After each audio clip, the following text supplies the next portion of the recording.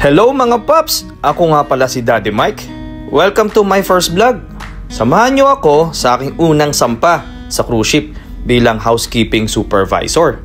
Tara, samahan nyo ako kung papaano ang magiging buhay ko malayo sa pamilya at kung ano ang mga pagsubok ang mga dadanasin ko sa loob ng 8 buwan.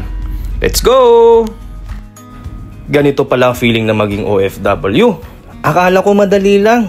Ang hirap pala, lalo na pag ihatid ka ng pamilya mo at makita mong umiiyak ang anak mo, lalo na ang asawa mo.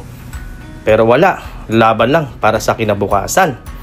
First time ko rin bumiyahe mag-isa, lalo na sa airport. Nakakaba talaga, kaya nga ang aga ko, 2 hours pa lang nasa boarding gate na ako. Swerte, dahil nasa window side ako ng eroplano. Dahil maganda ang view from Manila to Singapore. Pagbaba ako ng Singapore, may sumundo sa akin, papunta sa hotel. At doon ako magpapalipas ng gabi.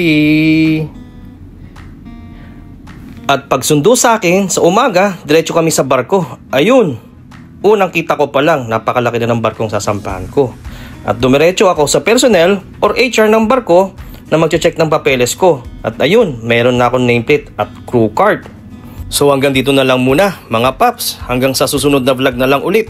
Bye!